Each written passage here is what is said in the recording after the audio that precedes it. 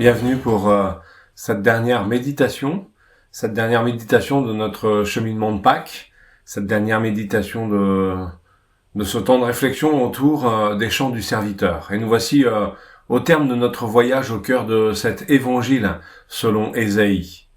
Nous avons vu les 4 chants du serviteur. On a vu dans le premier, en tout cas, des chants, un serviteur docile, plein de compassion et d'amour pour les autres. Mais un serviteur qui a, et on l'a vu dans le second chant, une mission, celle d'amener une parole de délivrance, une parole qui va libérer celles et ceux qui sont prisonniers des ténèbres, enfermés dans l'obscurité. Une parole tranchante, comme nous le précise le 3e chant du serviteur, une parole transformante, une parole source de vie que l'on doit accueillir et faire sienne. Une parole qui apporte aussi pour le serviteur son lot de souffrance et d'humiliation, parce que faire la volonté de Dieu, c'est d'abord renoncer à la sienne, et surtout être en opposition avec un monde qui finalement ne veut pas de Dieu. Et c'est sur cet aspect de la souffrance du serviteur que nous allons continuer en ce jour avec ce 4e chant pour clôturer ce temps de Pâques, qui est probablement le chant du serviteur le plus connu dans le texte biblique. Lisons ensemble Ésaïe 52, verset 13, jusqu'à 53, verset 12. Ésaïe 52, 13 à 53, verset 12. Mon serviteur réussira, il grandira et gagnera en importance, il sera très haut placé. Tout comme beaucoup ont été horrifiés en le voyant, tant son image était défigurée, tant son aspect était différent de celui des humains, il purifiera beaucoup de nations. Devant lui, des rois fermeront la bouche, car ils verront ce qu'on ne leur avait pas raconté. Ils comprendront ce dont ils n'avaient pas entendu parler. Qui a cru à notre prédication? À qui le bras de l'Éternel a-t-il été révélé? Il a grandi devant lui comme une jeune plante, comme un rejeton qui sort d'une terre toute sèche. Il n'avait ni beauté ni splendeur propre à attirer nos regards, et son aspect n'avait rien pour nous plaire. Méprisé et délaissé par les hommes, homme de douleur habitué à la souffrance, il était pareil à celui face auquel on détourne la tête. Nous l'avons méprisé, nous n'avons fait aucun cas de lui. Pourtant, ce sont nos souffrances qu'il a portées, c'est de nos douleurs qu'il s'est chargé, et nous l'avons considéré comme puni, frappé par Dieu et humilié. Mais lui, il était blessé à cause de nos transgressions, brisé à cause de nos fautes. La punition qui nous donne la paix est tombée sur lui, et c'est par ses meurtrissures que nous sommes guéris. Nous étions tous comme des brebis garées, chacun suivait sa propre voie, et l'Éternel a fait retomber sur lui nos fautes à tous. Il a été maltraité, il s'est humilié, il n'a pas ouvert la bouche, pareil à un agneau qu'emmène à l'abattoir, à une brebis muette devant ceux qui l'attendent. Il n'a pas ouvert la bouche. Il a été enlevé sous la contrainte et sous le jugement, et dans sa génération, qui s'est inquiété de son sort, qui s'est soucié de ce qu'il était exclu de la terre des vivants, frappé à cause de la révolte de mon peuple. On a mis son tombeau parmi les méchants, sa tombe avec le riche, alors qu'il n'avait pas commis de violence et qu'il n'avait pas eu de tromperie dans sa bouche. L'Éternel a voulu le briser par la souffrance. Si tu fais de sa vie un sacrifice de culpabilité, il verra une descendance et vivra longtemps, et la volonté de l'Éternel sera accomplie par son intermédiaire. Après tant de troubles, il verra la lumière et sera satisfait.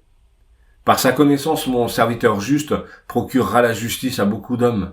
C'est lui qui portera leurs fautes. Voilà pourquoi je lui donnerai sa part au milieu de beaucoup. Il partagera le butin avec les puissants, parce qu'il s'est dépouillé lui-même, jusqu'à la mort, et qu'il a été compté parmi les criminels, parce qu'il a porté le péché de beaucoup d'hommes et qu'il est intervenu en faveur des coupables. Quel texte que celui que nous venons de lire. Encore une fois, Ésaïe nous plonge dans la prise de conscience du rôle, du ministère du serviteur. Le chapitre 52, en tout cas les quelques versets qui finissent ce chapitre, sont une sorte d'introduction, de prologue au chapitre 53 qui s'ouvre devant nous et qui présente non pas l'échec du serviteur, mais sa réussite, et ce malgré la douleur et la difficulté. Il va accomplir ce qu'aucun autre n'a réussi jusque-là. Il va accomplir ce que personne n'a fait jusqu'à maintenant, à savoir purifier les nations. Et ici, le mot utilisé en hébreu, c'est nazar, Il s'agit des mots que l'on a traduits dans d'autres textes par asperger, comme dans Exode 29, 21 ou Lévitique 4, verset 6, par exemple. Ce mot fait référence de façon très concrète à la purification rituelle, mais bien plus encore. Écoutez le texte d'Exode et nous lisons. Tu prendras du sang qui est sur l'autel et de l'huile d'onction et tu en aspergeras à Aaron et ses vêtements, ses fils et leurs vêtements. Et c'est ainsi que seront consacrés à Aaron et ses vêtements, ses fils et leurs vêtements. Le mot ici parle de cette aspersion. Nazar, c'est lorsqu'on asperge pour purifier. Or, l'aspersion dans ce texte est liée à la consécration. Ce qu'Ésaïe nous dit ici, c'est que ce serviteur va consacrer les nations. Et donc, des personnes qui, à l'époque, non seulement n'appartiennent pas au peuple d'Israël, mais en plus sont les ennemis d'Israël. Imaginez le séisme dans la tête de celles et ceux qui écoutent ce texte. Mais reste que le texte ici va dévoiler la méthode employée par le serviteur pour accomplir la mission qui lui a été donnée. Ici, point de guerre ou point de manifestation, de puissance, point d'action politique. Non, le texte nous dit que c'est sa douleur, c'est sa mort, c'est son humiliation qui va faire taire les rois et qui va amener le salut sur les nations. Le texte nous dit, devant lui, les rois fermeront la bouche, car ils verront ce qu'on ne leur avait pas raconté, ils comprendront ce dont ils n'avaient pas entendu parler. De fait, Ésaïe insiste sur le fait que la grâce manifestée par la réponse docile et pacifique du serviteur à la douleur injuste, aux accusations qui lui sont infligées, fermera la bouche des rois. Et ce sera, en fait, réellement le cas de Pilate qui, n'ayant pas de mots, a refusé d'agir, et qui, au lieu de cela, s'est symboliquement lavé les mains. Il va en être de même pour Hérode, qui finalement choisit de ne pas porter de jugement sur lui. Il ne comprenait probablement pas, ni l'un ni l'autre, ce qui se jouait là, à ce moment-là, comme beaucoup. Mais leur inaction est un choix, en fait. Celui de condamner ce Jésus, comme tous les autres. Celui de condamner le serviteur. Et alors que nous pourrions imaginer être mieux que ces grands hommes, plus avertis, plus pugnaces, voilà qu'Ésaïe nous interpelle, nous aussi, en nous disant au début du chapitre 53, qui a cru à notre prédication, à qui le bras de l'Éternel a-t-il été révélé? Il a grandi devant lui comme une jeune plante, comme un rejeton qui sort d'une terre toute sèche. Il n'avait ni beauté ni splendeur propre à attirer nos regards, et son aspect n'avait rien pour nous plaire. Méprisé, délaissé par les hommes, homme de douleur, habitué à la souffrance, il était pareil à celui face auquel on détourne la tête. Nous l'avons méprisé. Nous avons fait de lui aucun cas. Vous savez, c'est tellement facile avec des siècles de recul de dire que nous n'aurions probablement, nous, pas fait ce choix. Nous aurions été bien meilleurs que toutes celles et ceux qui sont là en criant « crucifie-le ». Oui, mais voilà. Ésaïe ne dit pas cela. Et je sais pas si vous avez remarqué, mais Ésaïe ne dit pas « vous l'avez méprisé », mais nous l'avons méprisé. Le prophète, pourtant si près du cœur de Dieu, a une vision juste de sa personne et de son cœur. L'appel d'Ésaïe ici est un rappel de tout ce que Dieu a entrepris pour ramener les hommes à lui. Cela commence par la Genèse avec ce sacrifice initial que Dieu va accomplir pour couvrir l'homme et la femme rebelles et leur permettre de subsister devant lui, se révélant à un homme, Abraham. Il va ensuite faire de lui le père d'une multitude et rassembler, à la suite de cela, 12 tribus pour en faire ses ambassadeurs pour le monde. Et le peuple va refuser ce ministère, refuser d'être serviteur de l'Éternel. Mais Dieu ne va pas se décourager pour autant et il va donner sa loi aux hommes. L'objectif, c'était de montrer combien l'homme a besoin de Dieu pour vivre. La loi, nous dira Paul, est là pour manifester la réalité de notre péché, de notre rébellion, pour nous emmener à saisir notre besoin de Dieu, à nous approcher du cœur de Dieu.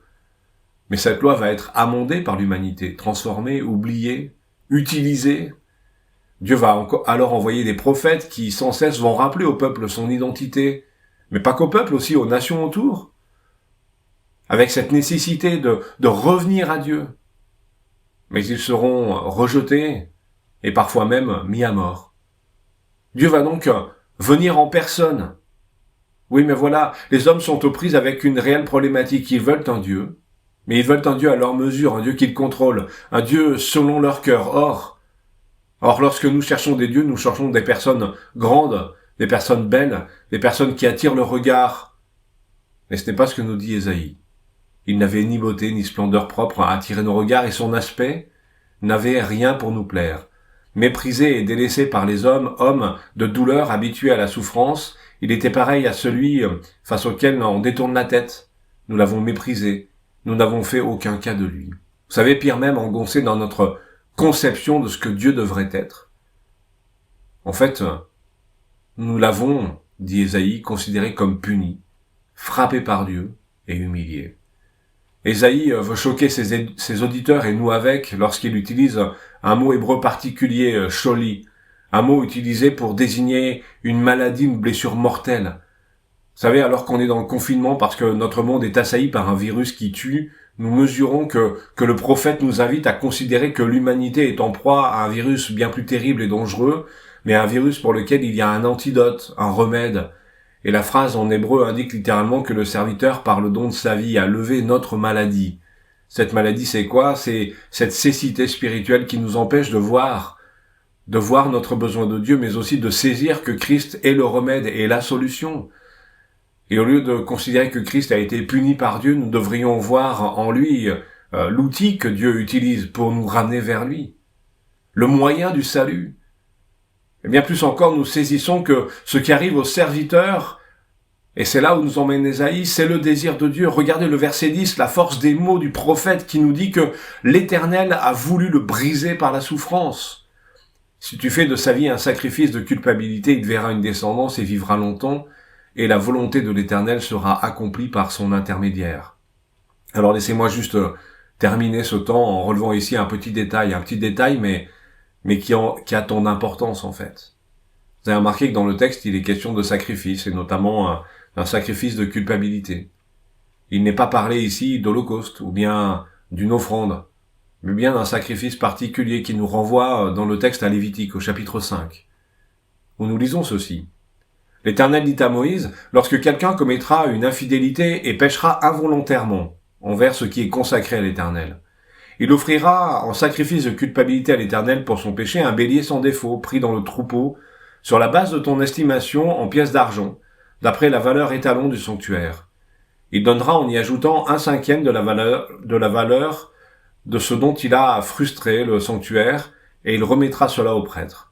Le prêtre fera pour lui l'expiation avec le bélier offert en sacrifice de culpabilité, et le pardon lui sera accordé. Lorsque quelqu'un péchera en faisant, sans le savoir, contre l'un des commandements de l'Éternel, des choses qui ne doivent pas se faire, il se rendra coupable et chargé de sa faute, il présentera au prêtre en sacrifice de culpabilité un bélier sans défaut, pris du troupeau d'après ton estimation.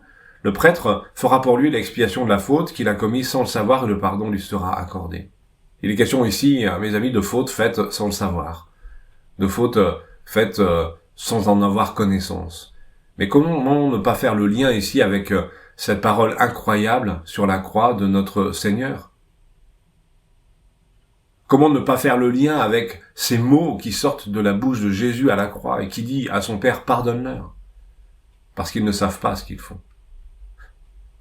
Et voilà que le serviteur va mourir pour offrir un sacrifice de culpabilité, afin que nous, qui n'avions pas conscience d'avoir offensé Dieu, de l'avoir blessé, d'avoir été rebelles, nous qui n'avions pas confiance d'avoir péché contre un commandement ou quelque chose de sacré, nous puissions être pardonnés et vivre dans cette intimité avec Dieu.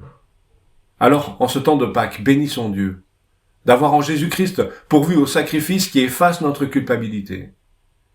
Et reconnaissons avec humilité que nous sommes Pilate, Hérode, la foule ou les chefs religieux ou bien encore les disciples, et que, tout comme eux, nous aurions au même moment soit botté en touche, soit crié « crucifie-le », probablement avec la vindicte populaire, soit, comme les disciples, abandonné Jésus face à ses bourreaux.